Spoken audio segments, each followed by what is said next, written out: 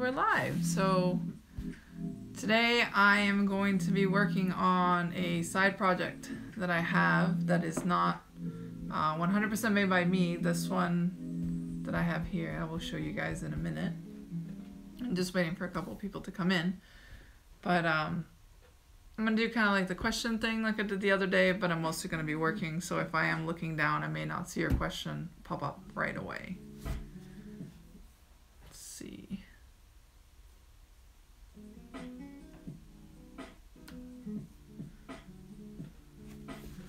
Trying to see, because I think that chat is kind of like in the middle of the way. Yeah. Let me stretch this chat out, see if I can change it. Editor.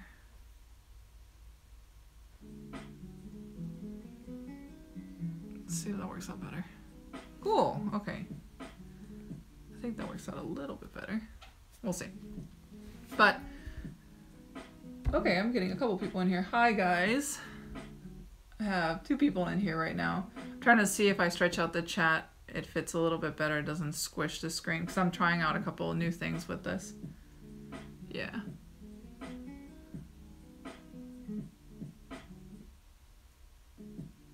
Oh, it's odd. It's showing both chats. Let me change that again. Real quick. Since I'm doing this on my phone. Let me see.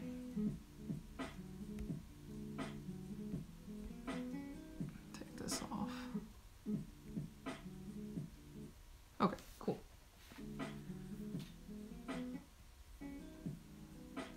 Okay, that might be a little bit better. Because I saw everything kind of popping up and like kind of mixing in with both things. So I took the chat off for now. That was in the middle of the screen. And then I'm just leaving the chat on the side. If you're on just a computer, you can see it a little bit better. So I am working on getting the rest of this guy completed. You can see it here. He was actually made originally by Freakhound, and I got it from her a little while back, and I asked her if I could do some alterations to it because I wanted to change the eyes and do a couple of little changes here and there, and she said it was fine. So that's why this is kind of turning into more of a collab, and I am adding a couple of things tonight, such as actually adding the hair for this.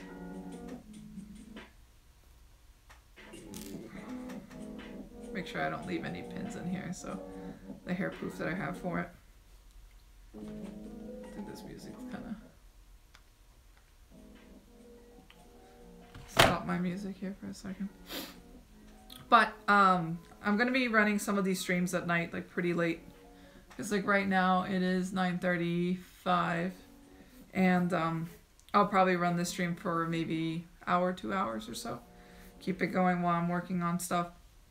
As I'm here at the shop, it's pretty late, and it's nice to have some company when I'm working.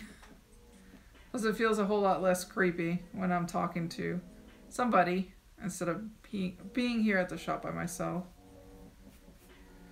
So if you guys have questions as I am working on this, I will try to look up and see what you guys are asking, and then I can answer your questions.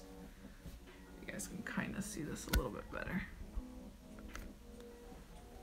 So he's a little baldy right now.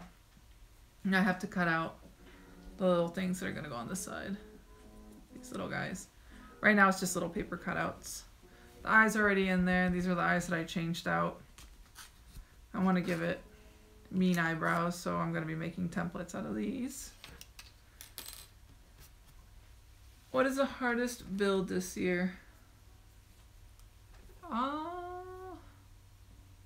Well... The year isn't over yet, so I don't know. I'd say out of all the ones that we're currently working on, I would say it's like an island cat that we're working on. So his body was kind of like a messy pattern. It was a good pattern, but it was just kind of like all over the place, and I would say that one was a little complicated. But I haven't finished the head yet, so I will know when the whole thing is done if that is one of the more complicated builds we've done. It's just because it has stripes and spots and a bunch of different colors on it. But we don't have anything like too crazy this year. A lot of it is more of the predictable type. Because I was trying to avoid those costumes that are going to give me a headache and then I never want to build them again. So I wouldn't say anything is insane this year, thankfully. Well, that I've worked on, I still go back to saying that macaw that we made a while back was probably like, it was fun. Let me move this. But it was just one of those things that, it was a really stressful build because we didn't know what we were doing with a lot of it. And we weren't sure what was the best way to approach things. So that one was pretty complicated. So what I'm doing right now, if you guys want to know, I have this bottom piece. I usually add a chunk of foam in here before putting it down on the head. You can see it's like that. And then I just kind of plop it on the head. The way I'm doing this one, it's a little bit different than I usually do. I'll glue the middle section down and then I will sew around the sides when I do the edging for it. And it ends up coming out a lot cleaner and the hair keeps its shape better. So the one thing with building costumes and even working on costumes that are pretty much already done and other people have worked on is there isn't really like a wrong way of doing stuff. When people will ask me like, well, how do you know how to do a hair poof this way, or instead of stuffing it all the way or sewing it all the way, how do you know when to glue it and such? And the question is just do whatever works for you. As long as the edges are clean, the thing is durable, and it just looks good, then I don't see an issue with the way that you approach doing this. The nice thing about working with some of Freakhound's bases, because I've worked with this one and there's another one that I'm actually doing a couple of little things on. She does really good work, really clean work, so I never have to worry about cleaning stuff before actually working on it. So that's a big plus. I usually don't work on other people's stuff. Hers was because I had it. I do have another one from Cenobear. It's a fox. And that's another one that I'm going to be finishing up. These are all just like after hour projects after I am done working. And I fix them up or change them. They don't need fixing, they just need changing some stuff that I like. And matching them with the body and stuff. And eventually they just go up for auction. And I'm already getting fur in my mouth. This one will be up for auction next week. The body that we made for it to fits smaller people. So I'll be posting up all the info for that next week when the auction goes up. Hi, Luciano. See, more people are coming in right now. So I'm just kind of making a shape out of foam that I'm going to cut out. And that's pretty much the plug that's going to go in here for the hair. So this one we made it into kind of like a demon fox sorta-ish. Because it's what it looked like to me when I got this one. It did have more demon-y looking eyes before, but I wanted to give it something that was a little bit more my style. So it's pretty much turned into a collab, one way or another. And I do like working on actual collabs when I do ask people and stuff if they want to work with us. Because it's really fun to see how other makers do things and how much our styles can mesh. So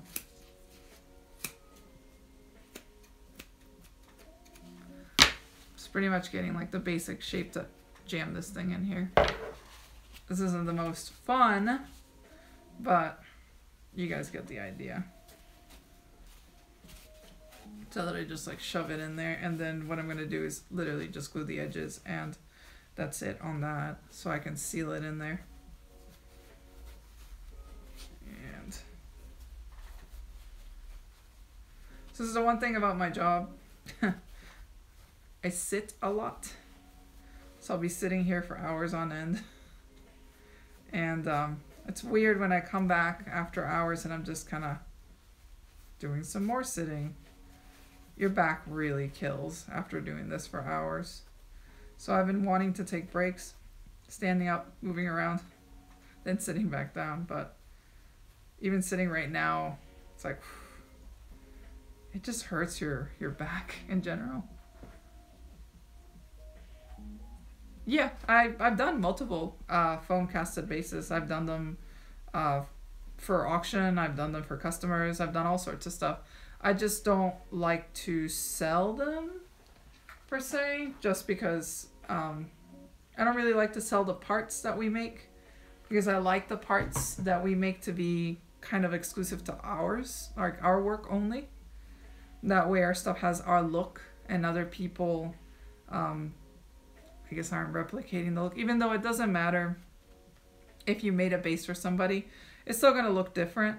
But I don't want to turn into just like a part supplier. I mean, there's people like DVC that will do that, and I send people to her because her stuff's amazing, and I get a lot of parts from her. I do get a lot of resin cast heads, the realistic ones, from her, and they're good. But selling them just to sell them like that, no. I did resin heads like that in the past, and it was just more trouble than it was worth, so we don't do that anymore. I do something that, it's funny, it kind of sticks on my fingers, and you'll see.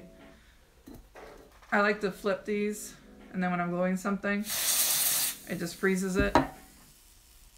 Just have to be careful with your fingers, because you will freeze your fingers. But the problem with these cans, like especially all the newer stuff, it is full of bitterant, so you don't eat this stuff. Just don't eat this stuff, of course. And it's always on my fingers, so I constantly have like a coating on this somewhere on my hands, and it's so gross. If I touch my mouth or if I touch my face, I end up getting bitterant. Even though I don't eat this stuff, but I always taste it because I'll be touching my face. But it is the easiest way and the fastest way to freeze the glue onto here so I can move faster with the stuff that I'm doing. You will go through a ton of cans, so it does get a little expensive if you go nuts with this stuff, but it does save you time. Just be careful when you tilt it, because it does release liquid, a little bit of it anyways. And a lot of my legs are burned because of the way that I'm holding this, so just be careful with the way you do that stuff. But it works. It's good. Yeah, I mean, it does. I think that's why Dream Visions turned her business mostly into selling parts, because that's a huge business. I mean, it's a great business, and she sells so many parts, and you can literally Lego piece your fursuit together with most of the parts that you can buy from her if you really wanted to. If you had no clue what you're doing and you wanted to make something, and now that she has toonie bases, it makes it a lot easier to just sit down and try something, which is really cool. Because when I started doing this stuff ages ago, I mean, where were you going to buy parts? You'd have to buy parts from taxidermy shops, and the parts were always too small, because you'd find like a wolf nose or a wolf jaw set. The proportions were odd because they were made for the real animal, but it just never worked really well. So a lot of stuff looked really wonky way back in the day. And then people like Dream Visions came out, and she started making things that fit fursuit head sizes, which is fantastic. So I'm really grateful she's around. She saved me a ton of time doing stuff, so I really recommend her. Let's see. Hey LV, trip down memory lane. I just realized Zero will be 10 years old this month. Oh, wow. Well, congrats, you still have it.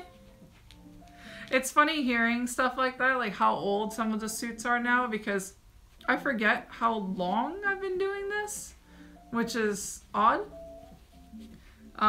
Because somebody was asking me the other day when I was streaming how long I've been doing this stuff, and I said, well, as a business, have been doing it for 11 years, and for fun, I started building suits back in 2001, when I found like the internet and I started really working on stuff, and then Mom was like, hey, I'll teach you how to sew.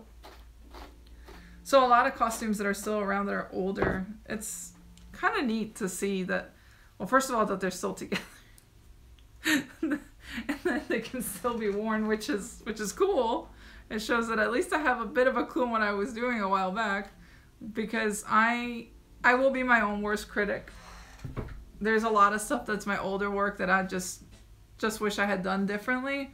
But, you know, I do that with my artwork. I think a lot of artists do that anyways. It's just like, I know I could do better, I could do better, I could do better.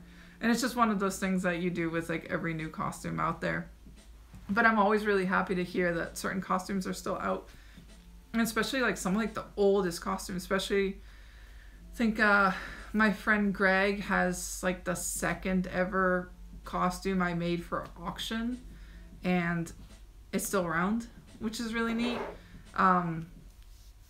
Collie has one. I think he was one of my second or third commission that I ever took, and he's still around. So it's really neat to see costumes like that still around, and I'm really grateful people love their costumes so much and they're still running around. So when I see them at cons, I think a lot of people think I'm going to be sad, like, oh, the older costumes want to be part of the photo shoots. It's like, no, I actually really love it because I love seeing the difference between what I did years ago and then what I do now. This is the jaw needs some work. The elastics on the jaw is starting to wear out. Yeah, well, I'm sure they are. That's why I'm like, I'm surprised it's still put together. Oh, we're getting more people. Hi. Hi, new people. Hello, hello. So I know this is like a later than usual stream. I'm usually not going to stream this late. So I know a couple people were asking me why I was streaming this late this time. But because I actually ended up leaving work later today and then I distracted myself with dinner, that's why I came back over here. It's weird not to, I guess, go downstairs and just work. I did that for so many years. Now I have to make a conscious effort to go out of the house to the shop, which is good. It's just that sometimes I stay here till like 3 in the morning working. And that can be a little sketchy with the stuff that happens outside. I have neighbors over here at the shop, and everybody comes and goes at different hours. I have a newspaper neighbor, not my direct neighbor. My direct neighbor is a church, and then the next person is I think they make picnic tables because I just saw them, and the person at the end is the one that runs the newspaper, like the printing place and stuff. So they'll be here probably around 11. That's when I start hearing a bunch of cars and stuff. So my neighbors are like all over the place, and it's neat.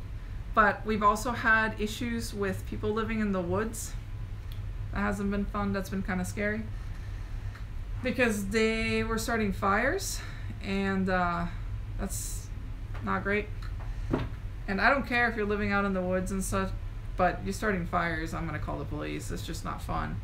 So lately it's been fine, but it's just one of those things that I don't want to worry about when I'm gonna run outside, if something's gonna happen or not. But for the most part, it's a really safe area, so it's not a big deal. Oh, thank you, Batra. I just saw that pop in. I was like, I see a color. Thank you.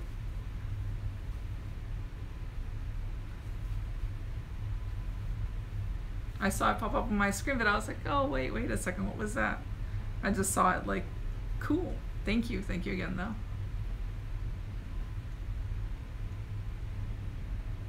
So, are you guys going to BLFC?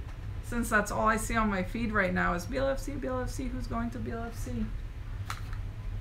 I have yet to go to that con. I was wanting to go, but from Florida, I just couldn't make it.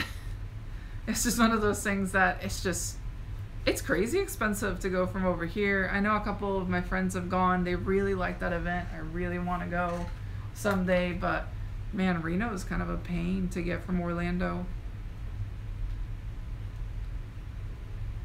And it's odd to say like the next event that I'm going to is going to be MFF because I don't know. I used to do a lot of cons, and now I'm kind of cutting back on as much as possible just to make sure that the ones that I go to are the ones that I really, really want to go to. I felt like I was getting burnt out on cons for a while. I had to cancel BLFC flights to Reno from the UK. It was not great. Yeah, they were from Orlando. They were like over $1,000 to go, which is for that price, I'd rather just fly overseas. If that's the case, I'm not going to go to a con for $1,000 on the ticket. So that's why I stayed this time. Same thing with like EF. The tickets just shot up too much. I had to cancel last minute, but there's always a next time, so it's not a problem. Cons are like Christmas. It just comes every year, so it's not a big deal. I can't believe I used to do cons before, like almost every month, and I went for a while. And in the early 2000s, I was going to every single AC and MFF and MFM and every little con, big con, just everything. And then I realized, like, all I'm doing is just traveling to cons. It's just, I'm not even leaving time to see my family. So this weekend, because it's Mother's Day, I'm gonna go see my mom.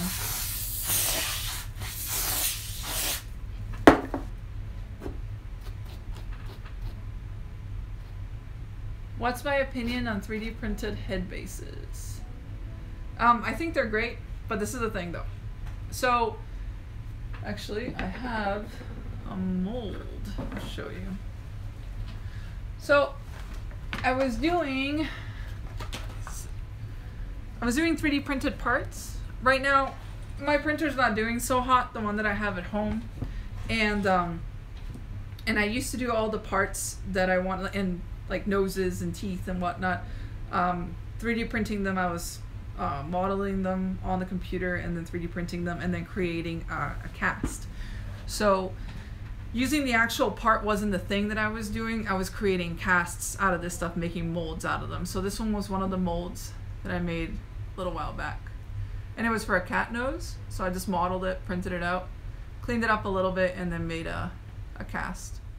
So this is an old one that I made, but the cool thing about 3D printing stuff is that you don't have symmetry issues. So if you're just making half of it, you know the other half is going to be the exact same. So 3D printing stuff is awesome. I highly recommend it.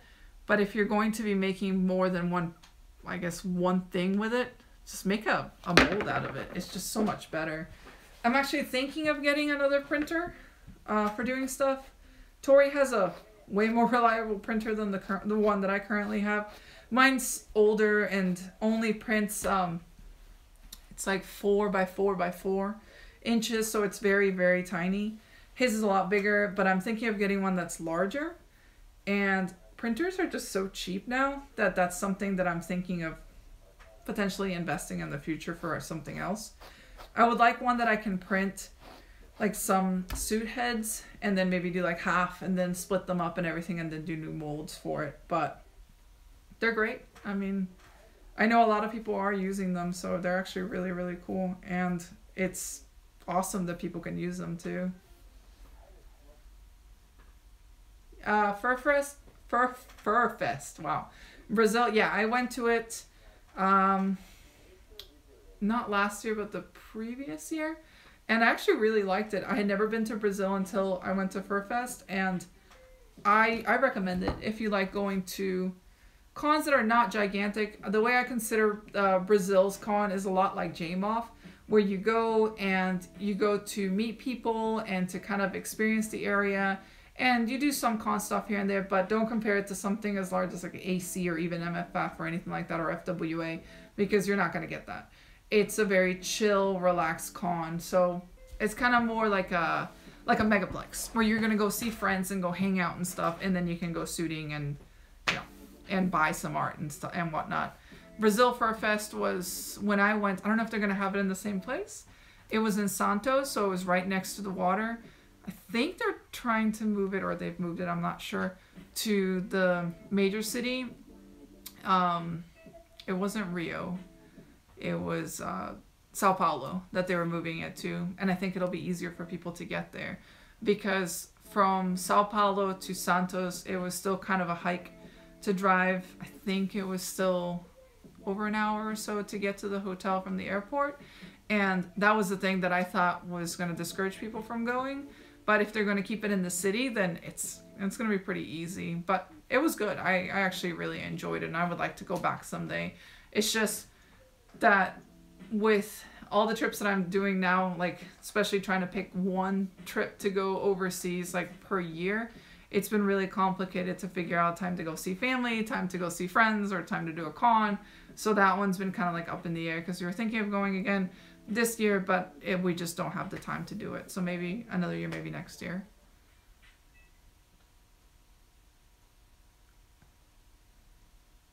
Oh, no, I don't know if you're going to be the only British guy there.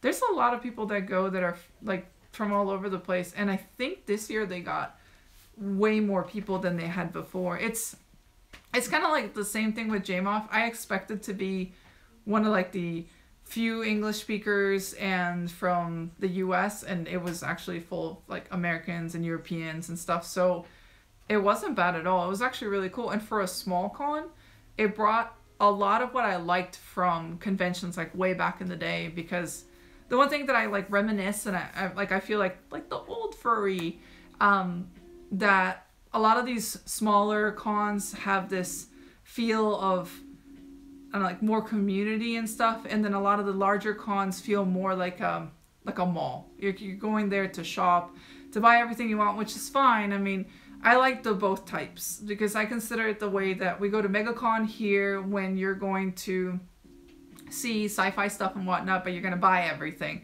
And then there's other sci-fi cons that it's more for like displaying your costumes and, you know, just seeing friends and whatnot. And I'd say Brazil Fur Fest and JCon. I mean, JCon's an anime con here, which is that's still pretty big, but I mean, it still feels small compared to other stuff.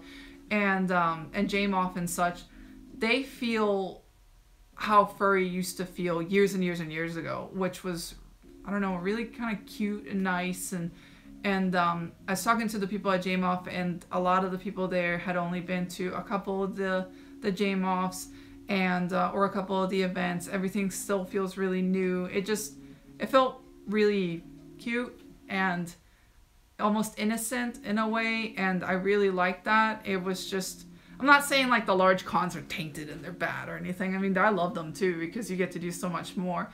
But there was a really nice aspect of talking to people that were still very new to the community and being excited about the dance contests and going to like the mingle, like a fursuit mingle sort of thing, and just hanging out in the lobby and seeing people. It was just a lot of excitement with people going to panels, and they were just really hungry to learn things.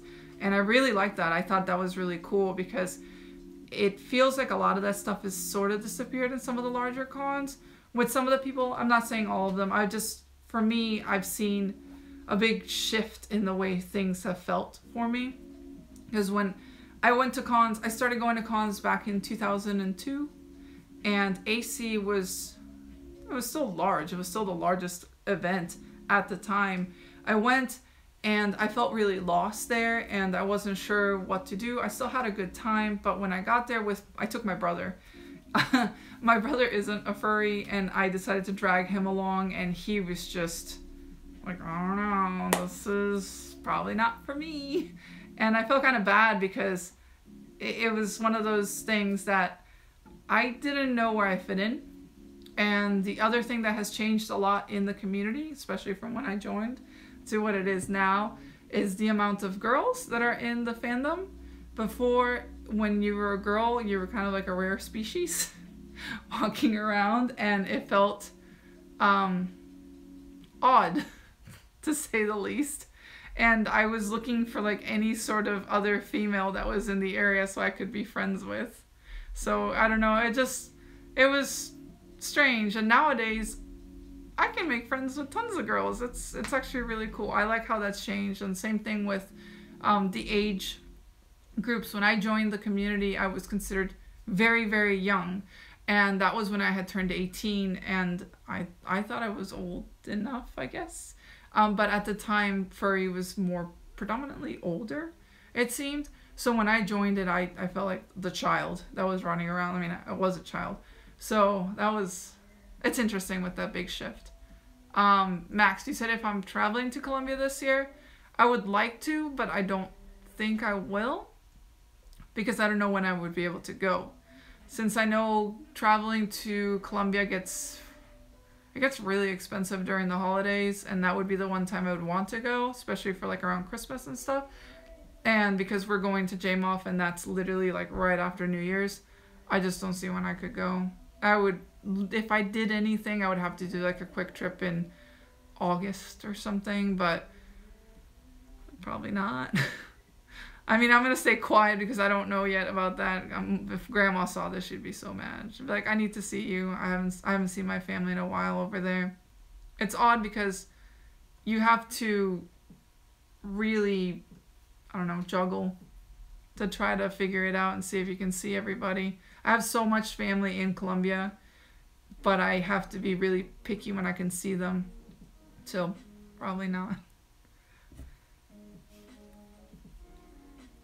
So let me start gluing this hair poofies on the top. It's got a big old mouth in there too. The tongue is also just pinned in there.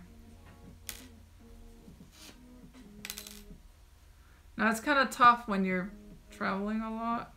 You really kind of have to pick and choose where you go. That's why when people ask me like, are you going to this con? I'm like, I'm not sure. I'm not sure because I don't know where I'm going to be. And a lot of stuff just kind of pops up too, so.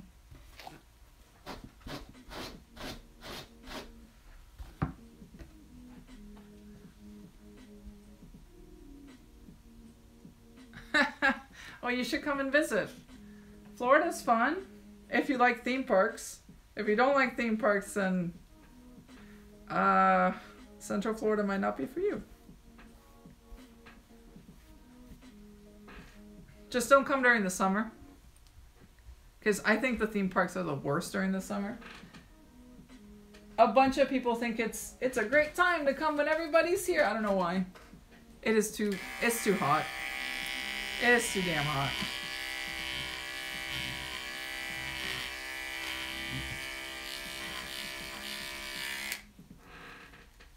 I'd say if you want to come down here and you want to do the parks, come down October, like end of October and on, because our winter, which doesn't exist in Florida, but our slightly cooler months are, I would start to say end of October, like when you're into Halloween, and then November, December, unless we have something really weird and it just doesn't get cold at all, which has happened before, so you could get that. But I would say come in the fall. It's so much nicer. When people are complaining about snow and it being cold, you can just come here. We don't have snow or anything like that. We're boring. We're like it's sunny and then sunny-er. That's pretty much our weather in Florida. And in the summer, it's like, it's hot and then you're going to die weather. That's all you get. Shave my suit, but it scares me. Well, why? It's fine to shave. I mean, yeah, you could completely destroy your suit, but it's the same thing with airbrushing. I mean, if you take your time, it's not too bad. Have you been to the Kennedy Space Center? Yeah, I actually have annual pass. I love space and spaceships and anything over at NASA based. If you guys see a lot of my like streams that I do at the theme park, I wear like a big NASA hat. I love everything over there. It's so pretty and it's cool. And they actually do a really good job in keeping it up to date with stuff that's going on.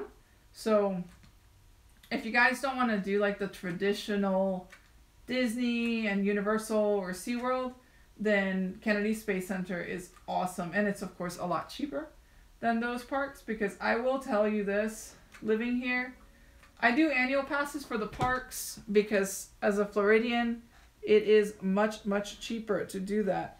But be prepared to shell out like $200 for like a park hopper for a day. And I don't know, it's expensive. It's crazy expensive with that stuff. Because I just got annual for Universal, because Universal actually really tries to get you to do their annual, because they make it really easy for the Florida members to do a monthly payment, because I think it was going to be like $170 or $160 for like a 2-park one day.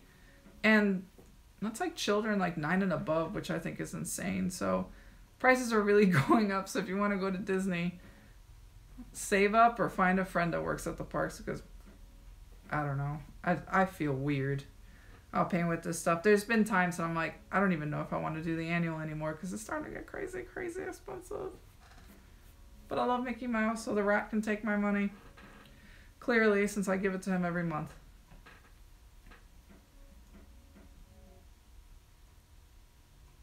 Says, my fursuit, little hard to find good fur here. All my fur buy in Bogota. Where do you get fabric in Colombia? Are you buying it mostly online or do you do have somewhere where you're going? Because I've never actually tried looking for fabric there because I found a bunch of fabric that I could buy, but I only brought a little bit back when I was in Tokyo. And that was great. I had no issue finding that stuff, but it wasn't like crazy good quality like we have here in the States. But even here, I buy all my fur online. You go to Joann's and it's kind of like a grab bag. You might find something good and you might find garbage. And most of the time you find garbage. So unless it's Halloween, you're kind of not going to find a whole lot. At least not in Florida.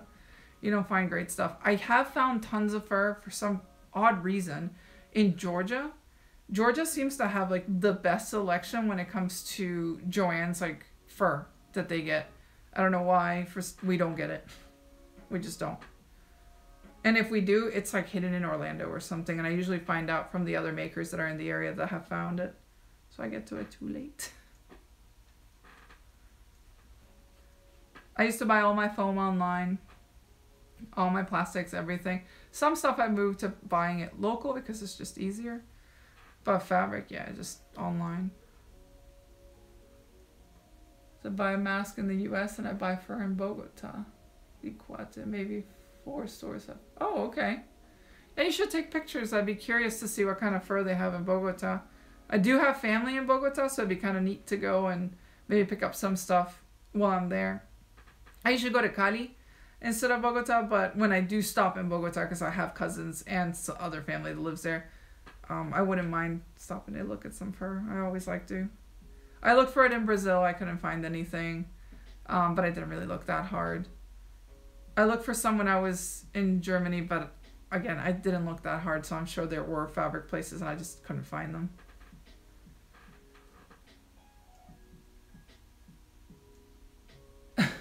I don't want to buy fur because they'll just make paws out of it and hoard paws. I mean, that's not a bad thing. I mean, you could do that if that's what you like. Which, I mean, I know clearly you do like that.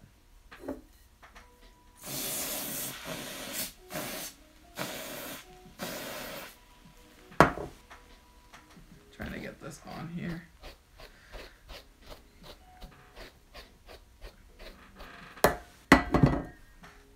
Yeah. So you're getting that nice poof on there.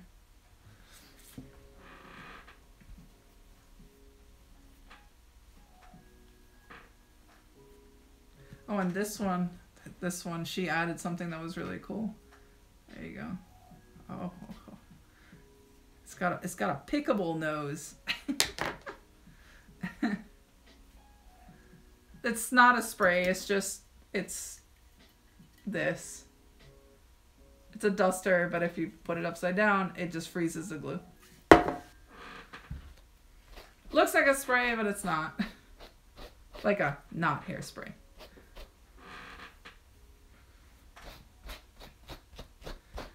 Now I have to see with fabric and such how much I can bring back from my next travels. When I go to Chicago, I always look at their Joann's over there if I can. I used to love Hancock Fabrics. I'm so sad that place left. It was awesome, but that went under a while back. I used to go to every single state that I could whenever I was out traveling to different cons and try to buy as much fabric as I could from from Hancock Fabrics, and then they went under, so. They just had really good selections. They also had some of the best buckram for the eyes that I'd ever bought in my life. Gone. Stuff that you'll never find again, and nowadays, if I see something I like fabric-wise, especially like something like buckram, I just buy as much as I possibly can. I want to go to Portillo's the moment I land in Chicago. What is that? What is Portillo's? Is it a pizza place? I know so little of Chicago. It's so sad because I probably am missing most of what people love about Chicago, but then I think of Chicago and when I go, it's MFF and it's freezing and I don't want to be outside. And I haven't even seen things like the Bean, and everybody talks about that one, or any of the parks over there. The only thing I've really seen has been the hotel and the museum. Because I went to the museum because I love museums, so I went to that. But aside from that, I don't know much else about Chicago, which is sad. I know it's cold in December. That's about it.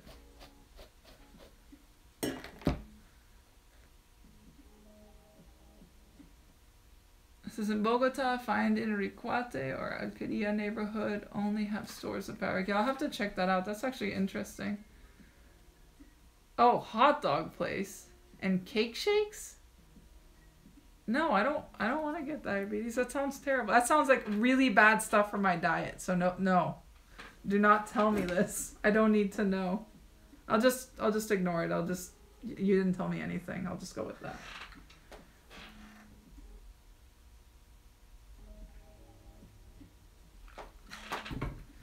I want to do a stream where I'm going to do multiple cameras, but I want to do it on the computer so I can do one, I can talk to the camera, and one facing the actual work so you guys don't see like little snippets of me moving it around.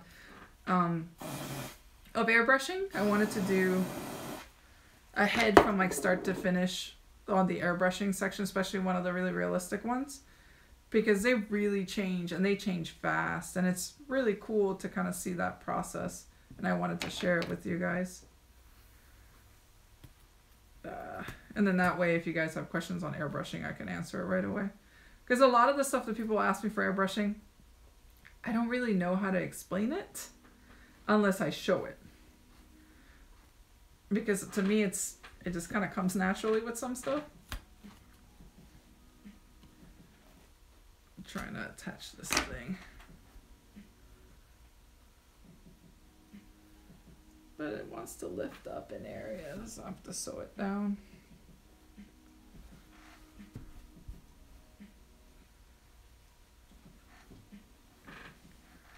It's a larger head, but it's really light. I like the way she did this. She does really good work.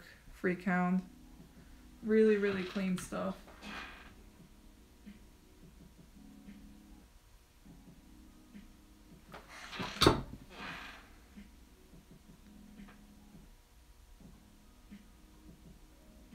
Oh yeah, no, Brazilian steakhouses are delicious. To me, it's what I call a meat faucet, because you eat until it hurts. So yeah, no, we have them here too, because my friends like to go to them, to Fogo de Chao and Texas de Brazil, like the main ones that we have here.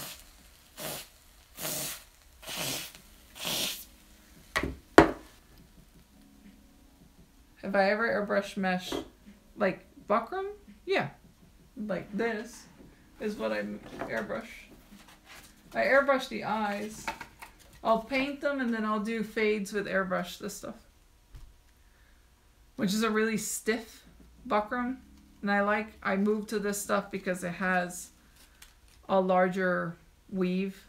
I was using one that had a smaller weave, but it was really, really soft when you touched it, so I liked the buckle a lot, and it just made it so if you sweat and you did a lot of stuff that involved like any sort of liquid, like if you're around the snow and then your eyes got wet, it was ruining the mesh.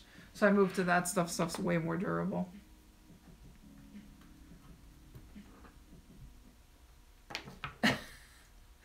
You just want to fly to Florida so you can come to the meat faucets pretty much. Turple textile, fabric or fur. Huh, I'll have to look that up. That's interesting. There was this really crazy fur. I'll have to I have to make space in my bag somehow to pick it up next year. I was trying to tell people because it's not something we usually see here. I think they have it in Germany too, because I've seen some costumes made out of it. It's a really stretchy fabric, and it's really cool. It's fur, but it's like a 7-way stretch fabric. It's almost like an NFT, but it's all medium pile.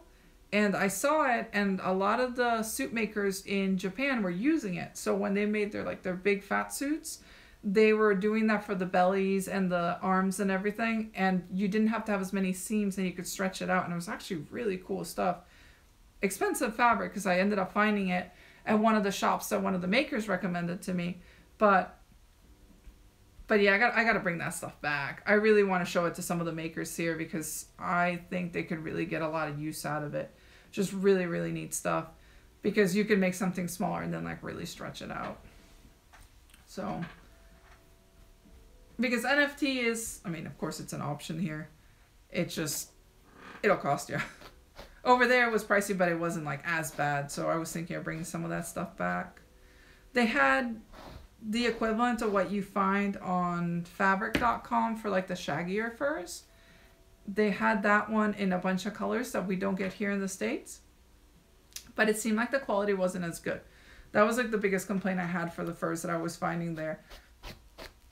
A lot of it was thinner than like your typical fur that you find. Like I love the way this stuff is from Monterey Mills. It's thick. It's really thick. And it doesn't wear as badly as some of the other stuff that I've used in the past. Some of these long furs that have been coming out are just so junky. Just bad backing and everything.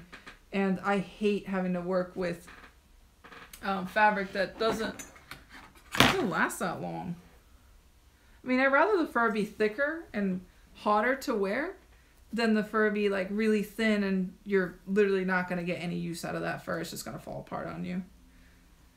Because we've had some in the past, I felt so bad. It's just trying to match certain colors and there's just like no way to find that exact color, and then you use something that's not the greatest quality to match the color, and then you end up with more problems in the long run. It's just not worth it.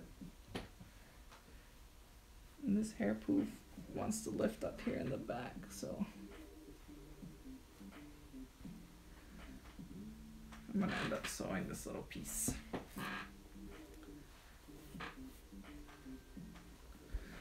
But I have to figure out if I'm going to give this one a bunch of teeth on the sides too. I added teeth here on the bottom. See, maybe put some up on the top, like little hangy teeth, little silly teeth. I'm going to give it some angry eyebrows too.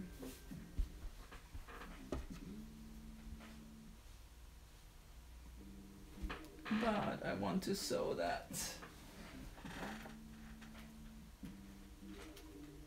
So one thing I really like, really like, are curved needles. If you guys don't use those, use them.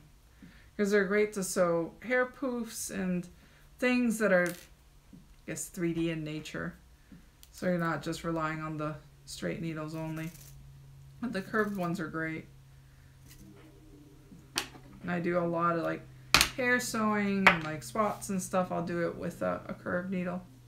Just easier on your hands over time too.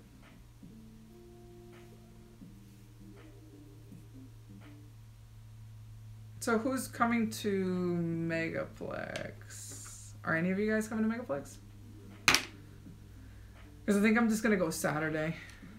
So I wasn't sure if you guys were thinking about it. It says for eyes, I heard people stick to acrylic paints. Also, never in my life have I used buckram. Well, so a lot of people are using different types of plastic meshes. Vinyl mesh is like the more common one that people are using nowadays because you can make stuff pretty much waterproof. And it's great. It really is. There's a plastic mesh that I have around here. The issue with that one has been that paint likes to rub off of it or chip in chunks. And that's kind of like the reason I don't use it as much, because I've had a lot of issues sealing it. So I went back to buckram, and the buckram that I'm using is pretty durable. It's not crazy waterproof. I mean, you could still get the eyes pretty soaked and it would be fine. And I'm using acrylics to paint the eyes. But I use my airbrush to do like a fade when I do the black fade on the top. And then I seal it with an acrylic sealer, just a spray sealer. So I'm just pulling this hair poof and then sewing it to the back.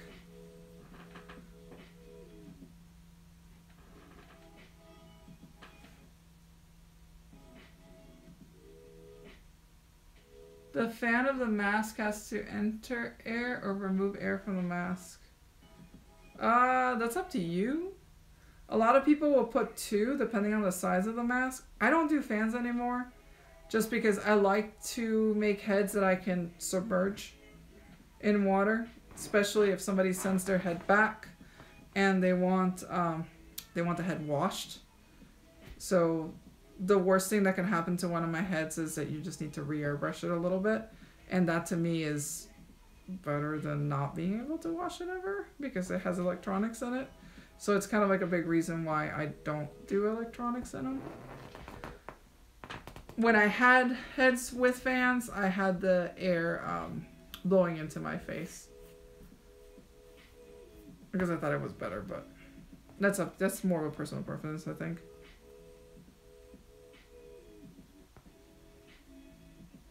I'll show you guys how this hair is looking once I have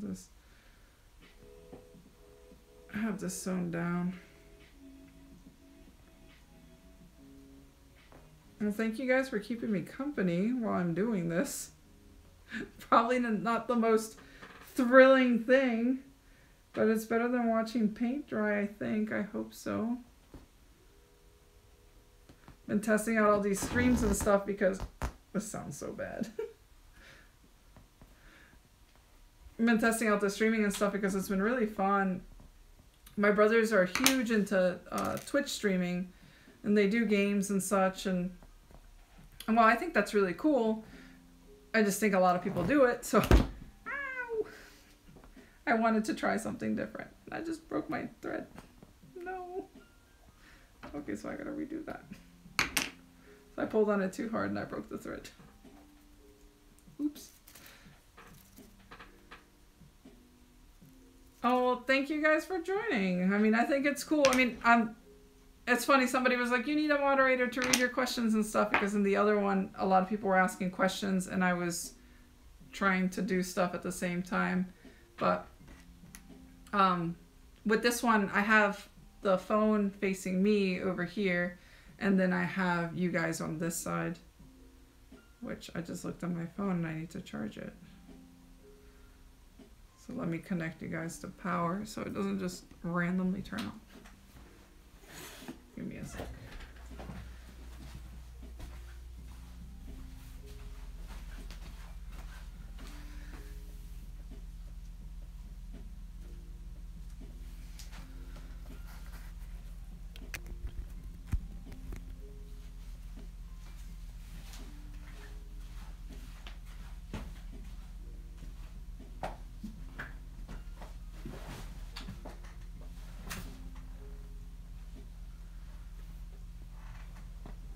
Yeah, the thread just decided to like not cooperate right now.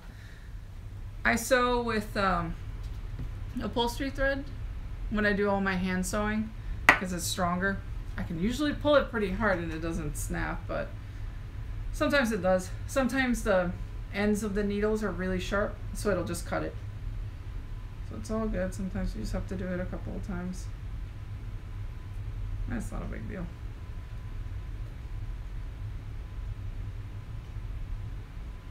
So Vatra says his head needs a fan, it's very heavy. And I go from living to rest in peace in 15 minutes. Yeah, I've had a few like that. I have different heads from different makers, and some of them, I mean, none of the ones I have fans right now, but I mean, I could see some probably needing some, especially anything with like a moving jaw or like a resin base. It kind of helps when there's more airflow in there. I'm a fan of foam more than anything. just because I'm really rough on my suits. And I'm very clumsy as well. So a lot of the times I fall in suit and people think it's cute. But that's not because I'm playing a character, it's just because I'm clumsy and I'm not paying attention. And I've just fallen, so. I guess that helps when you have a constant smile and your eyes are just, yay! She fell, it's cute. I'm like, yeah, I just fall. I don't really look where I'm going.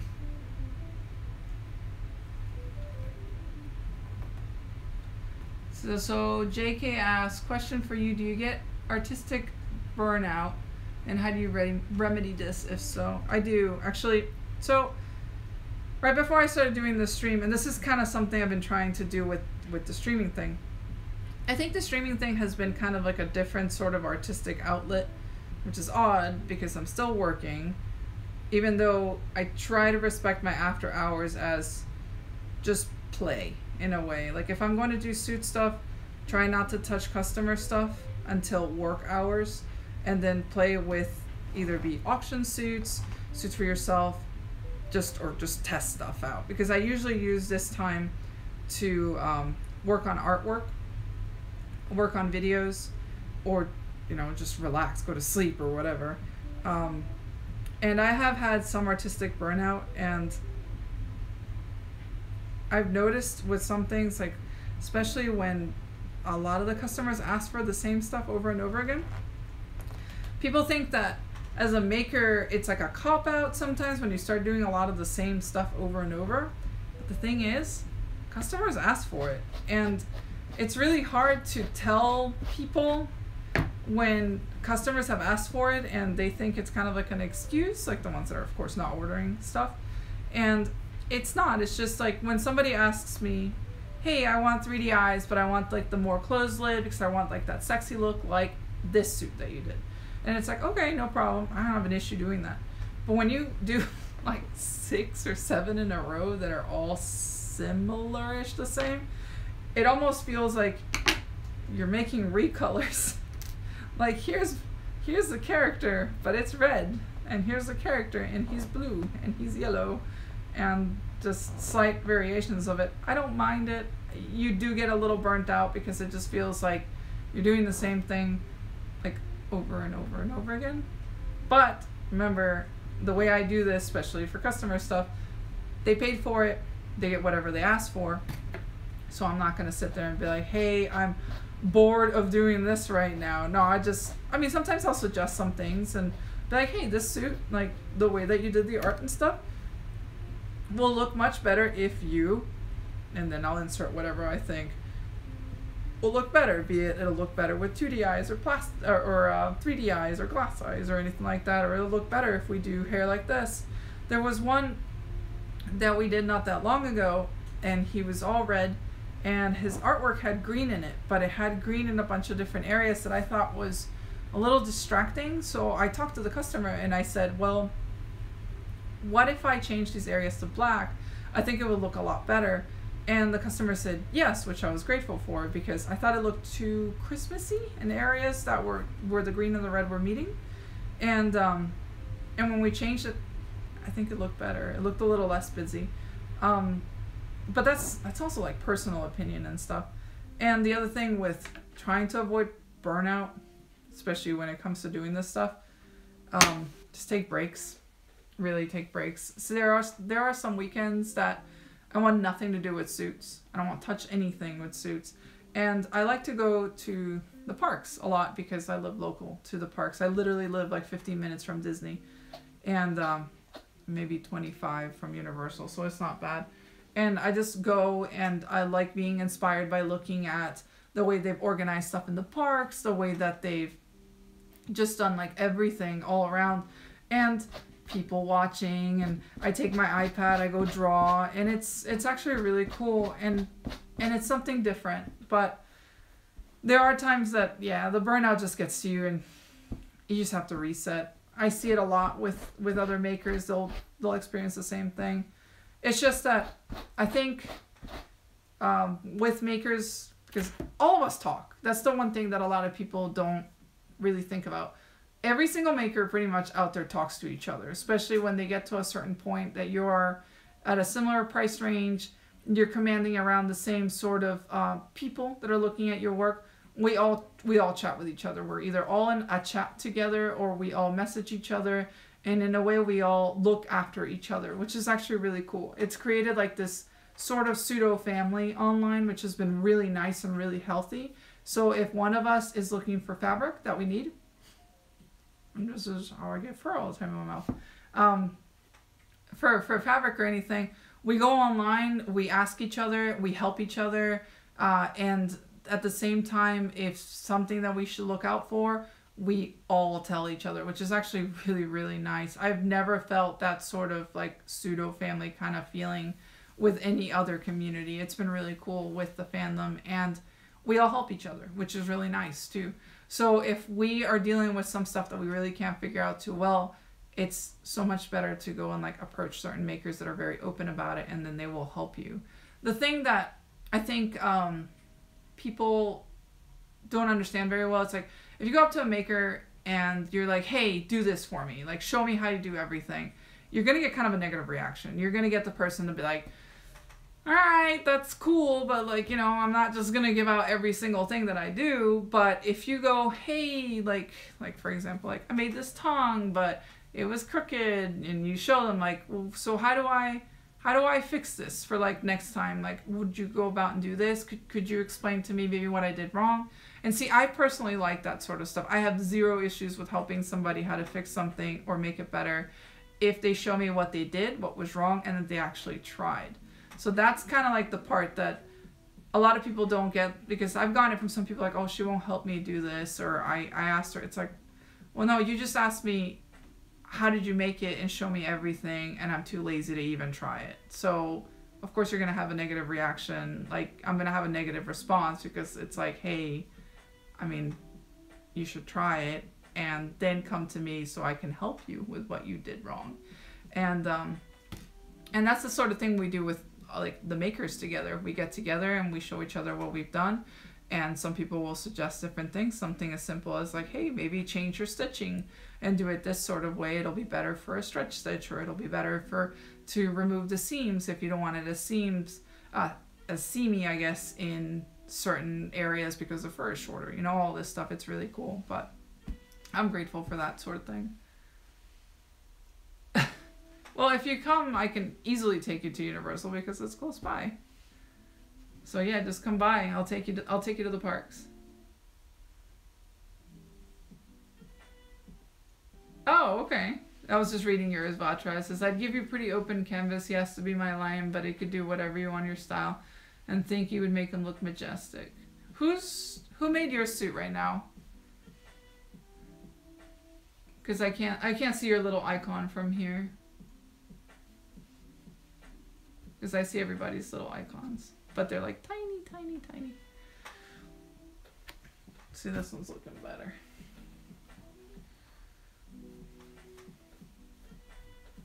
Now I have to sew a couple of these little pieces here on the side so I can clean the edges. Ah, okay. I thought it was, but I wasn't sure. I didn't want to say if it was or not.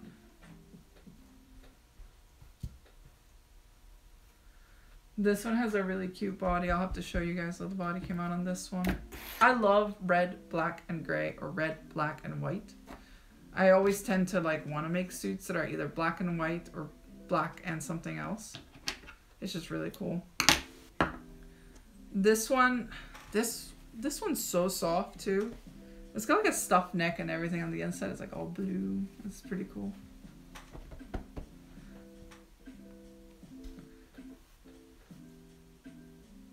Oh, that's too bad if it's heavy. See, I have this like love-hate relationship with resin heads. A lot of the times they seem like they're so heavy when I'm doing a lot of movement, especially like dancing around. And I hate stuff sliding on my face, so I have to really pad them up. But a lot of the foam heads, I try to keep them really light, because I love light heads and I love soft heads, just because I hate when stuff lays on my nose bridge, and adds a lot of weight. Because I mean, I already wear glasses every day, and then you have that little bit of weight here. But when a head like falls down and just hits you here all the time, it's like the worst pain. That is just like headache inducing. And I just can't. No, thank you. And that's why I put little chunks of foam inside the heads for like extra support in areas. Because I hold a lot of weight. I'd like to hold a lot of weight here and a little bit here so it doesn't touch like my nose. So if I put the weight here and a little bit here, it doesn't bother me. I try to redistribute the weight a little bit better. Because I used to just put it on your nose and I learned that the hard way.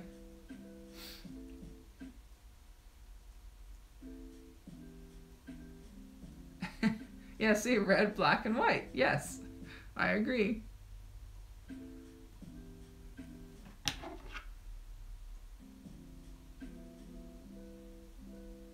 Oh, wow. 16 hours straight? Yeah, that's a long time. I used to suit, like, forever. Back when everything was new and I was excited about every single suitor and every single con. My whole thing was to get up as early as possible and go suiting for as long as I possibly could. And I would stay in the lobby and I'd probably suit 10 plus hours easily. And I thought, well, that's not a big deal. Now that I'm older, I don't suit that much. I'll suit like 4 or 5 hours and I'll go take a break. The thing that's gotten a little weird, I think, with cons, and this is more of kind of like a rant, is when you go to the lobby, I see this a lot of larger cons. I like to go in suit and interact with people. I love making the character come alive and not talking and just really like emoting everything that I want to express and getting people to, you know, even though yes, people know it's a person inside, really believe that like the dog or whatever animal I'm wearing is alive. And that character has its own persona in a way. But lately, I don't know, I just feel like a lot of the cons, people have turned into going into the lobby and just walking around and doing nothing.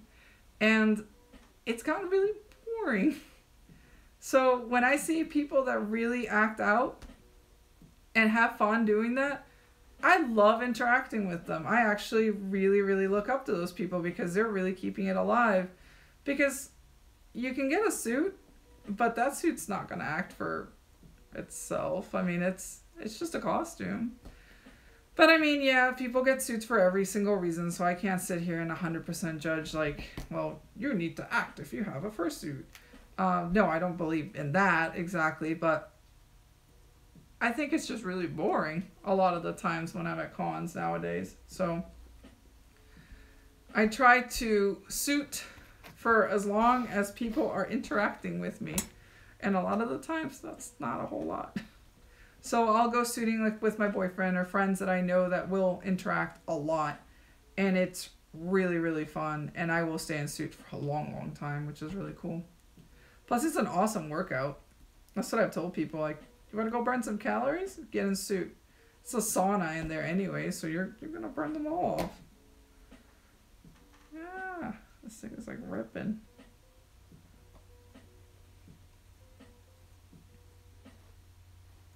Not old. I'm older than you are. You say you're old.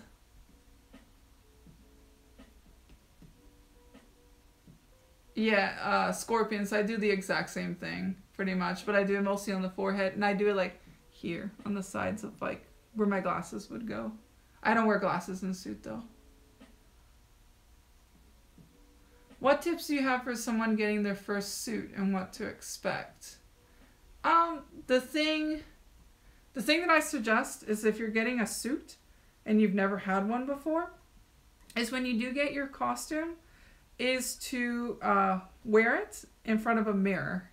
And I usually tell a lot of people that are new to this, and kind of see what kind of character comes out of it, and then also learn like the restrictions that you have. Like if your muzzle is this long, know that your muzzle is right there. So if you're going to emote touching your face, you'll know that your muzzle is this long. If your ears are that tall, you'll know like if you're going to do like, hey, like I'm listening to you, you know where your ears are, where your eyes are. how big your hands are, how big your feet are, so you're not tripping over yourself when you're walking around. There's a lot of those things that I try to tell people, like, keep in mind how large you are, and don't break everything, because that's the other thing too. I mean, I smack a lot of things with my hands, because when I talk with my hands a lot, because I think it's just a Latin thing. But in Suit, sometimes I don't think about, hey, I have a big curly tail. I'm going to knock over everything. So I try to wear the character at home, if you can. And if you got your suit at the con, they always have like full body mirrors, which is awesome. And then play around with it there. And the other thing that I like to do, if I really want to like get into a character, is to record myself and then see how I look as a whole costume. See if I turn my head a lot, it looks really cute if I do this sort of expression. If I have 3D eyes, maybe I have like different angles based on like the way the 3D eyes look, either like cuter or angrier or sexier. It just depends on like the look that you want. But the other thing is if you've never suited before, remember to take a lot of breaks. It's okay to take breaks. If you overheat, you know, and you get to that point that it's dangerous what you're doing, it doesn't matter what people tell you, and they're like, oh, you're going to ruin the magic if you take your head off. If you think you're going to die, take your head off. And don't get hurt over a hobby. It's like, that's not okay. I've seen some pretty nasty conversations about that on Twitter, and I think it's terrible when people are pretty much like, there's 100% no place that you should be taking your head off. It's like, look, a con is a con. You're not working for anybody while you're there. Because a lot of people will compare it to like, oh, the mascots at Disney won't take their head off in front of the kids. And they're doing it for money. You're doing it for fun. You bought this costume to do as you wish with it. You do as you wish with it. If you plan on taking your head off in the middle of the lobby, then that's your call. If you're going to get screamed at for it, probably. But I would never tell anybody what to do with their property. And that's the thing that I wish people understood that a little bit more. I personally don't tell anybody, but I've seen it happen in lobbies saying like, that person is ruining the magic by taking the head off, and the kids are going to see that that dog isn't real. It's like, okay, who cares? They don't care that much. That's a little weird. But yeah, I mean, have fun with it. Suits are awesome, so it's literally a giant toy. Jimmy says, I keep wanting to do bigger tails, but I worry about it dragging on the floor. Yeah. If you don't mind it getting dirty, then that's fine. But if not, you can make a larger tail that has like a foam structure so it can come out and like maybe curl. And then that way it's not constantly touching the ground.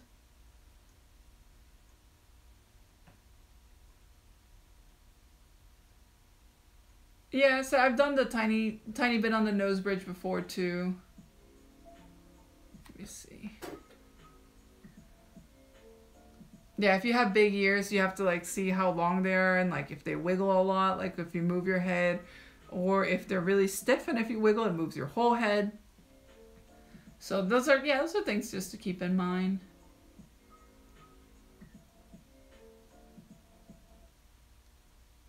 Yeah, the whole the magic. It's funny because when I joined the fandom, it was a huge taboo, like 100% no to talk in suit.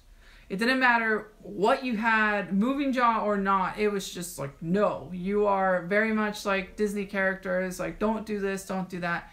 And I thought it was really weird that it was so restricting, because why are you telling people what to do with something that they're doing for fun or something that they're using to express themselves? If their character is talking or would like to talk, you leave them alone and you let them talk. So for a long time, I still don't talk in suit, but when I had my Vixen characters, I talked even though my jaw didn't move, and people wanted to approach me and talk to me, and I was okay with that. I mean, I would tell them like, wait for me to be out of costume, because it's easier to have a conversation and not as silly as like trying to look at you from the corner of my eye or my mouth or something. But it was one of those things that people would like literally get on LiveJournal and like just attack that person for chatting in costume. And nowadays, people talk, people do whatever they want. And the same thing goes for taking your head off. You take your head off whenever you want. It's like, I've had so many times that I'm like, I'm going to die. And I've just taken my head off And people have come up to me like, don't do that. You shouldn't do that. You shouldn't do that. I'm like, all right, cool. Are you going to pay my medical bill? Like when I faint over here and halfway die. So no, so just take it off. It doesn't matter. Have I ever made complicated hybrids? I'm doing one right now that is a hyena, a goat, and I think something else. And it'll probably be one of the more complicated hybrids. The head's going to be the most complicated because the body has a big mohawk and stuff, and it's got like multicolors and everything, but the head's the one that's got stranger like things to it. And it's not my typical build. It's more of like a really different, expressive, kind of how when I built Dante and stuff was very different from like the typical stuff that I did. So that one's going to be one of the more different. Oh, and it has antlers too. So it's like a deer, goat, hyena, and I think something else. So that one's going to be interesting, and that one should be coming up soon. But you guys will see it, and it won't, I don't think it'll look a lot like my work because it's not something that I would usually say yes to design-wise, but I decided to say yes to this one because I wanted to try something a little different and see how people like it. And if people really like it, then I can take more like that.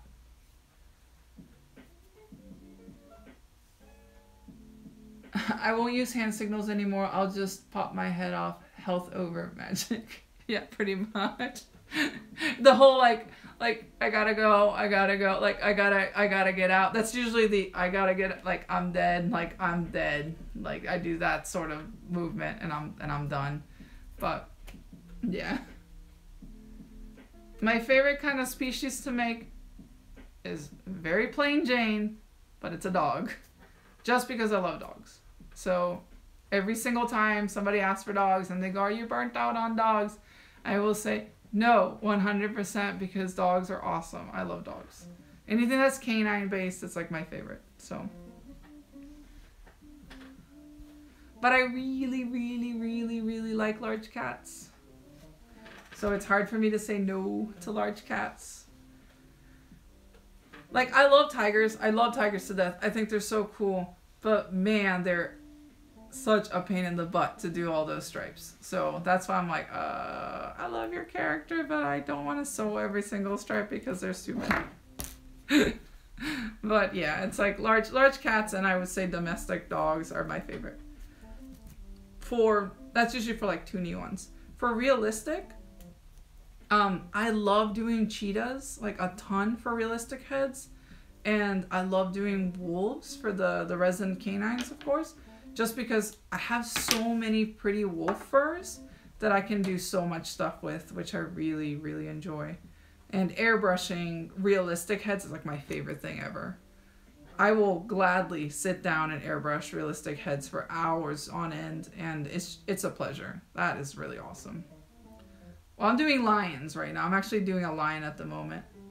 It's like a darker lion. It's got a more like still has like a yellowish body. I found this for a while back that I wanted to make a Simba for myself because I mean I love Simba, and I kept it for years, and then a commission came up and somebody said, could you design me an artistic liberty lion?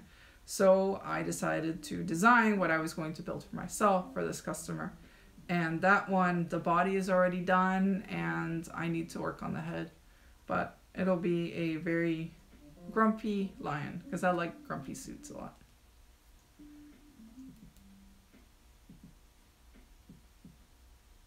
Yeah, no, I mean, of spikes, yeah. We did spikes a while back on a dragon that was like ages ago. Well, we done them on a couple of dragons, and then spikes all going down the back, and they were all like sewn in, and it also had stripes, and that dragon also had spots. And that one was many years ago. That was a pain, but it came out cool. I mean, a lot of the suits that I go, it was a pain, they come out really neat. So the end result is beautiful. So it's one of those things that you go, it looks awesome, but this took me forever. So it is always the same thing with everything that I'm like, man, it's a complicated character, and then it comes out and you're like, that is a beautiful character. There are some characters that I've just said no to just because they're just straight up too busy. And it's tough to tell a customer you don't want to be insulting, because you have to remember what you like might not be what the customer likes. And some characters can come off as extremely busy, and those don't always make great suits. So if the design's too busy, I usually say no to it. But that's more like a personal thing.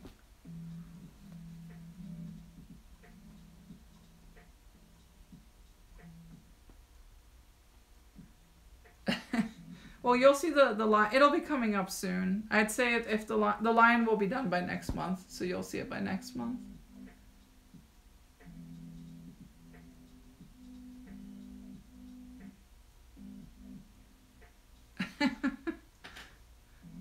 I think I'm making more than one lion. I'll have to look. No, yeah, never mind. Duh.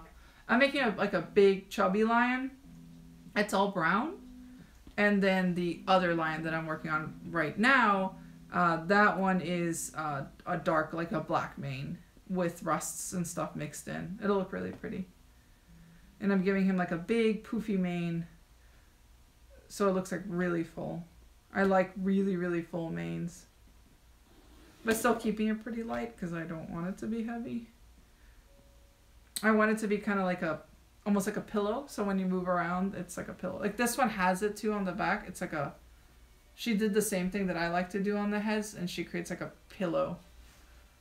So if you squish your head to the sides, it feels really comfortable. Trying to get this hair in there. And I lost my thing.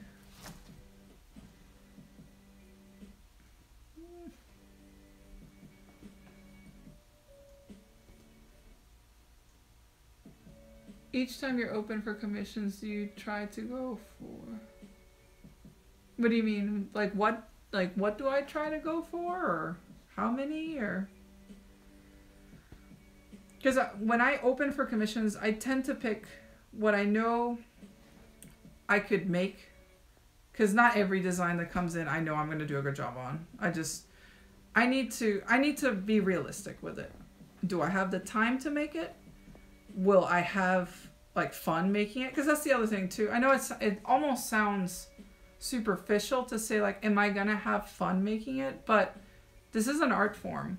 If you don't have fun making it, you're gonna do a bad job on it. So that's the way I look at it. I'm like, if you have fun, it's gonna be a better suit. And of course, I think about, do I have the fabric available? Can the fabric be bought? Because that's the other thing too. There's a lot of designs that I have straight up said, I cannot do your costume because you have like 7 different types of gray shades and I might only have 2 that sort of match what you have in mind. So most of the time it comes down to, I can't match your fabric. It just doesn't exist. I do get the mixed candy tour if I visit like MTV Cribs. Yeah, if you gave me enough time to clean the place and make sure that everything's fine, then yeah. I've had a couple of customers come in and seen the place. If they're in the area and stuff, they've come by and they've seen it. Have you ever made bats? Yep, I did. I've made 2 bats in the past. I made like a rusty colored one with black wings, I think it was. And that one had like 3D eyes and stuff, and he ran around with a fox. I think they still run around. I still see them. And then there was a purple bat that was sort of based on a bat from Rescue Rangers way back when. So those are the only ones I have. If you go on my website, you have to go on the Flickr gallery to see some of my older work, and they should be in there. But if not, I bet you could look up mixed candy bat on Google or something, and it might show up. I've done a bunch of weird stuff. Like, people don't know I made a cobra way back when, and I have old photos of that one. I don't know if they're even on my Flickr. A while back, I had issues with my website, and a bunch of my older photos got lost from like the old suits. But I made this blue cobra, and it was cool. It was weird. It was a partial, but it was a really cool suit. I don't know what happened to it. Had big gold glass eyes, and it had like a cool hood and everything, but I don't know. A lot of suits disappear. I never see them again. It's just kind of a bummer. The one that Tori and I were talking about that were really sad. Cut my hand. That we're really sad that we don't see anymore is Jack the Donkey. We were talking about it because we wanted to see what happened to that costume, and it just went away. It just poofed. Oh, Cassidy, thank you. I just saw it pop up on my screen. Yay! Thank you much. And you've been joining me in like every stream too, because I see your name pop up, even on my disaster Instagram chats. Which I do apologize whoever was in there last night. It was Tori and I playing with every single sticker and mask on our faces, and it was just a mess. But it always bums me out when I never see a costume again. It's just, they just go away, because I have 100% lost track of the amount of costumes I've made. I have no clue anymore how many costumes I have made. I know I've made over 1,000 now. And they're all over the world. There's some that pop up and I don't know. Just, they're around.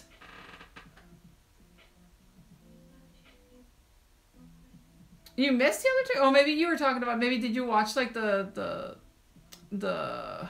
replay or something? Or maybe I just saw you on the one last night. I mean, I always see you in the chat, so. ¿Te ha tocado mandar algún trabajo a algún lado de Latinoamérica o esperas con ansias? Have I sent any?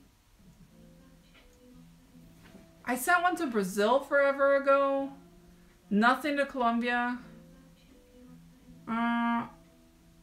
There's one going to Mexico. That's about it. But not much, not a whole lot. I think it's just not as common, I guess, for some reason. US is still like the main buyer. And then I would say Europe is like right after, because Europe is, for some reason, we're doing a ton of Europeans like right now. So it's really cool because I'd say US and Europe are pretty much like head to head with the amount of stuff that gets bought here, which is nice because I love seeing all these costumes in Europe or people that live like out in the woods and stuff, and you get these really cool photos. That's my Colombian accent that comes out if I'm reading. I try to mask my accent as much as possible when I speak English because I always feel like I sound dumb when I'm speaking. Even though it's like, I don't sound dumb speaking Spanish. It's just that it's weird when I came to the States, my family was always like, kind of mask your accent so they take you more seriously, which is tough because when you're a girl, you get made fun of when you don't speak English like exactly the way that they expect you to, and they just assume that you're dumber because of it. I know this is horrible to say that, but it's one of those things that you learn to mask it so you don't get judged. Weird, I guess. People just take you more seriously. I don't know if it's like oh, because she's a woman and stuff. Or the other thing was a lot of people when I moved to the States just assumed I couldn't speak any English, and I did, but you learned.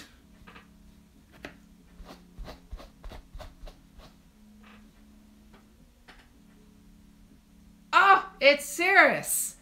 I was gonna say, wait a second, I saw your face.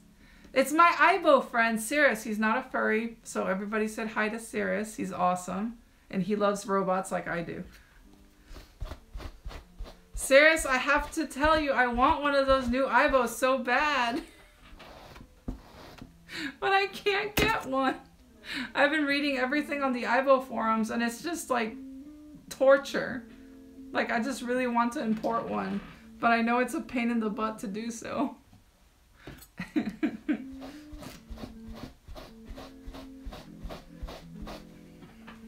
I think this is somewhat sewn on now. Better. Yeah, that's on there now. Good. So what I'm gonna do with the eyebrow. Sony did say they're now considering a... Ooh! See, I didn't read that. Was that posted on the chat? I mean, was that posted on the forums and stuff? Because if so, I hope so, because I'll be there in January. And I just want to buy like eyebrow swag when I go there, because it'd be cool. So I want to do eyebrows, angry, like not that extreme. Super angry. I'll just right in the eyeball. So I'm gonna cut these.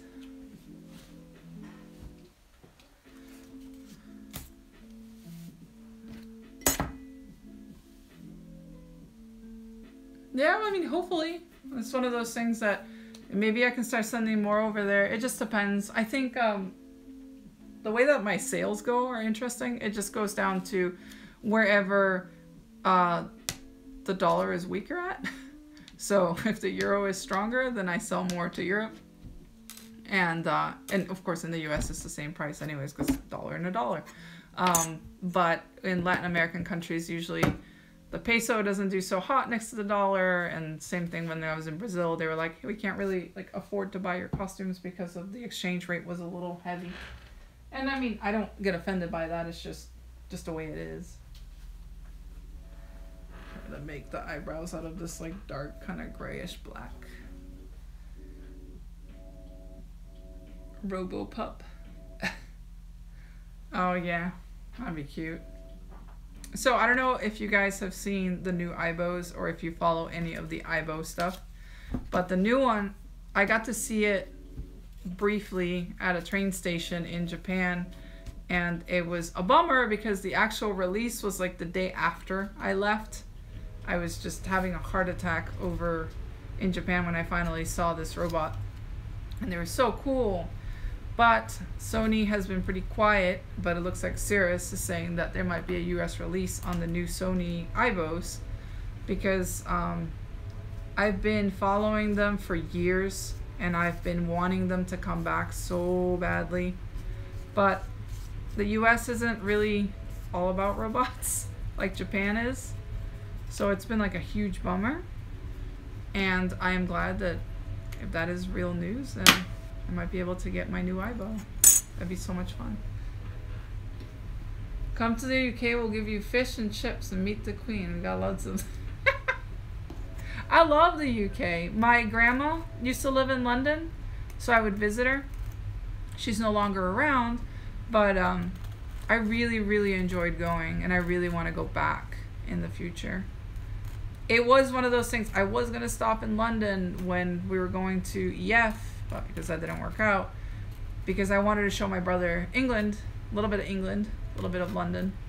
But I really, really do want to go back. It's so pretty there. There we go. We got nice, beautiful eyebrow. See how that looks on the head.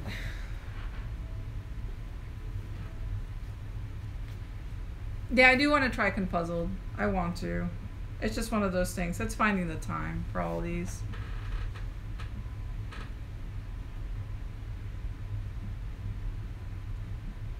Yeah, that'd be cool. See, I don't know, because a lot of the stuff that they're doing with the eyebrow is all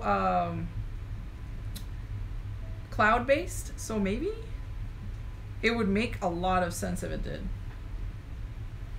Ooh, that might look neat.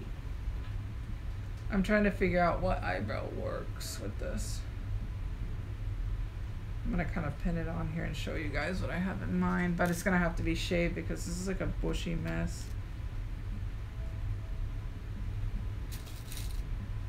Because it already has two different colors, but I might make it black. I don't know. Like that, but maybe make it black. I'm not sure. I think maybe, yeah. I think black might show up better because I think this is going to get hidden a bit. Let me grab some black. Be right back.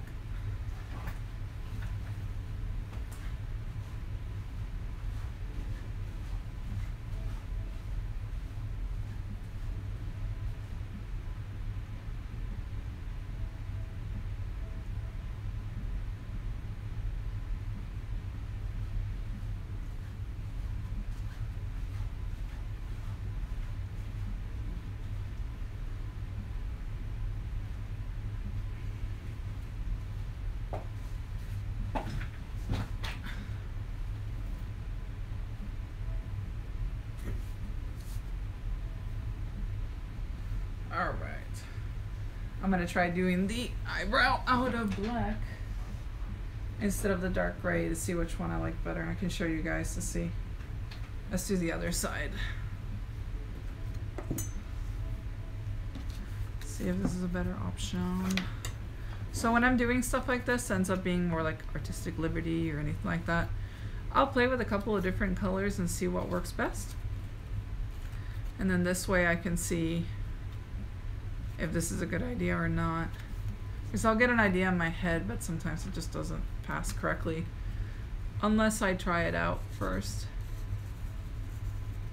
Little things like eyebrows, like do I want to go dark gray? Do I want to go black? Do I want to go red on this one? I just don't want to make it too busy. Let's see if this looks better.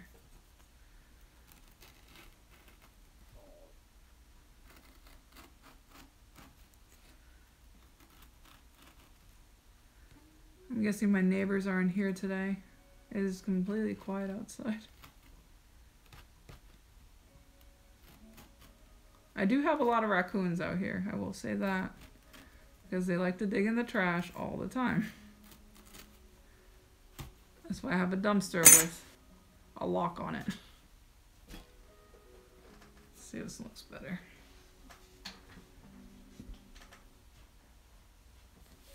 The big piloted robot war thing? Which one would that be?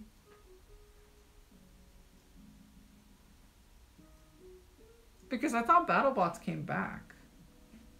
Unless I'm wrong.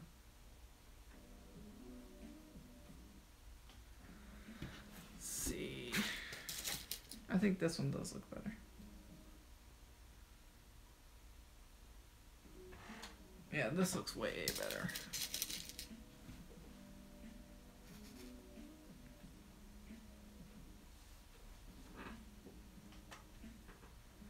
Yeah, I like the black better. I think it looks... It's funny, my 4 camera keeps blowing out because this thing is so dark. That one compared to that one. I think the dark one kind of matches a little bit more. The gray one's cool though. The black is like...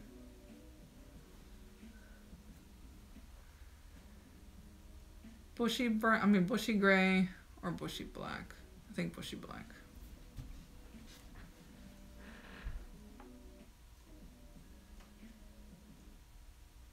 It's not just Roscoe being his usual self being a trash panda.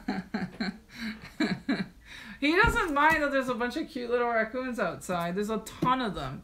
We have a cat that visits like every day too. We've been trying to feed him because he's cute and he's orange. We have tons of squirrels. That is just everywhere. And a ton of hawks, which my birds don't seem to appreciate at all. So... those are the things we got living out here because I have a nature preserve right next to me. So everything is very much alive next to me.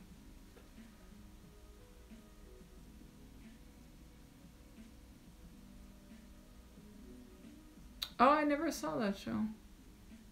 That'd be cool. So Friday, we wanted to do a stream. We'll probably do it during the day just for a little bit. Because it's going to be Tori's 30th birthday. So I thought that we could stream and we could throw a cake on him. Predominantly, we're going to go for his face. And then we wanted to do a type of paint war. So I think it'd be really fun to stream this mess and attack Tori for his 30th birthday. And he agreed to it. So I just need to go figure out the stuff that I want to get tomorrow. So if you guys have some good ideas on what we could toss at Tori, and of course not hurt him, but make some mess. We're going to do this outside because we can just hose it in the back. I mean, we can hose Tori too, so it's not a big deal.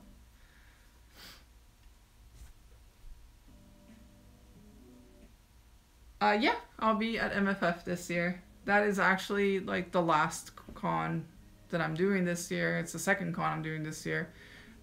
Because... Megaplex, I always say I don't count it because I'm going to be there for a day. So I'll be there Saturday, and I usually am not there the whole day. And then it's MFF because I don't even know what other cons are in between that I could go to. Because I was trying to do the one that just happened in Virginia, which was Furthermore. But it was like a last minute thing, and I just couldn't go. But MFF is a for sure.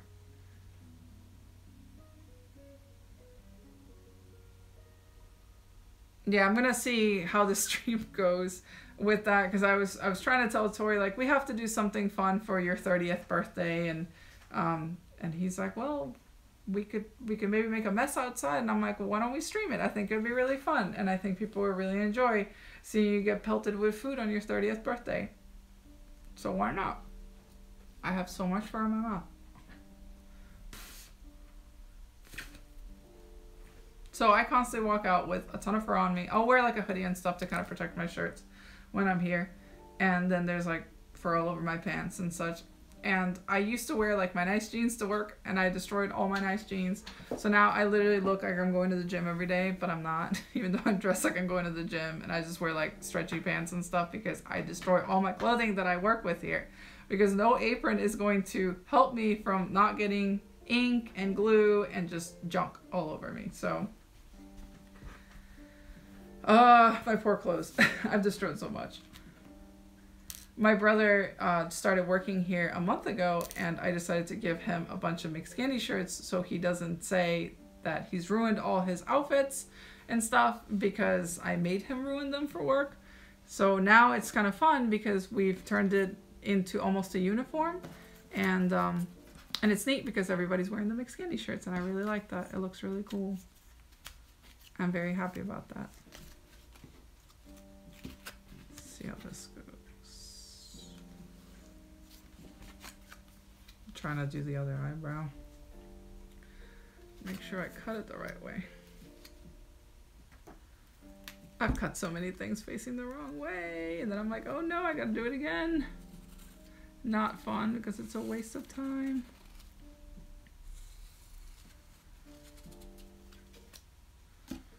Give him black bushy eyebrows because the gray is cool, but it hides too much. I love eyebrows on suits.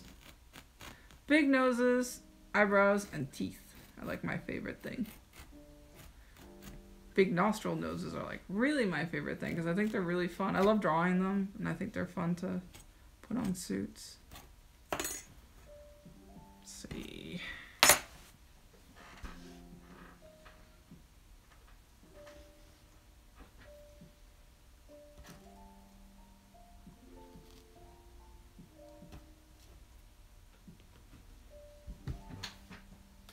Yeah, these are just pinned on, but it'll look way better with the bushy eyebrows. Yeah.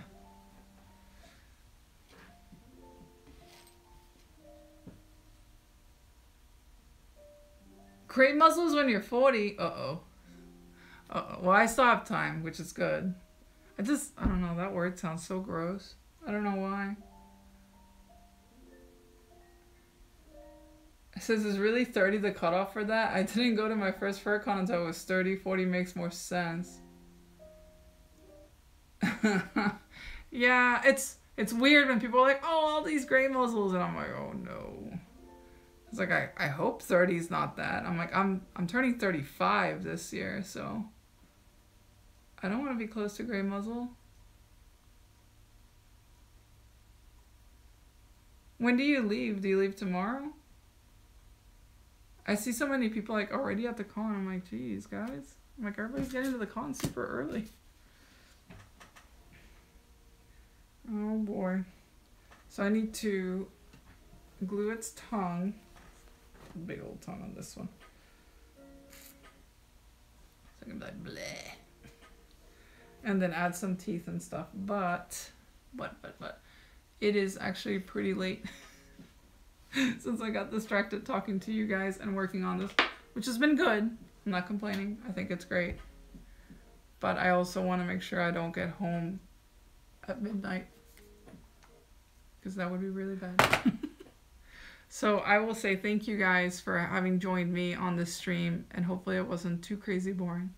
But you guys have kept me a lot of company while I was working on this, and I'm actually pretty confident with it, what I'm going to do with this now. And this guy will be auctioned off as a full suit next week. I'm going to wait for everybody to be back from BLFC. I don't like doing it over BLFC weekend because that would make no sense. So I'm not doing a giveaway today because this was kind of like a rando stream.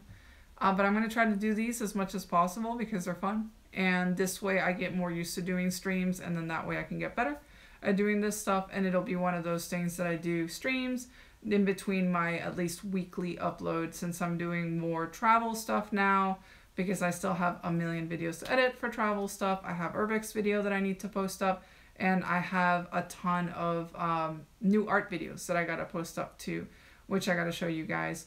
And I wanted to post up some more question and answer videos that are not through the stream. This weekend, I'm going to be doing a stream with my brothers. So if you guys are interested in seeing that, I'll have it posted here. And if you guys don't follow me on Instagram, I'm going to be doing like random little things here and there through Instagram, because I want to use like their live mode more. I use Periscope quite a bit on Twitter, but if you're on Instagram, I'm going to use that one too. So if you don't follow me there, just look for Latin Vixen. And the rest of the time, just look for me on Twitter under Latin Vixen, or here on YouTube, of course, under Latin Vixen. Everywhere is pretty much under Latin Vixen because it's easy to find. So thank you guys again for joining, and I will see you guys, if you're going to be around, probably by Friday, as we pelt Tori with a bunch of food. So I will see you guys later, and hopefully this was fun. Bye!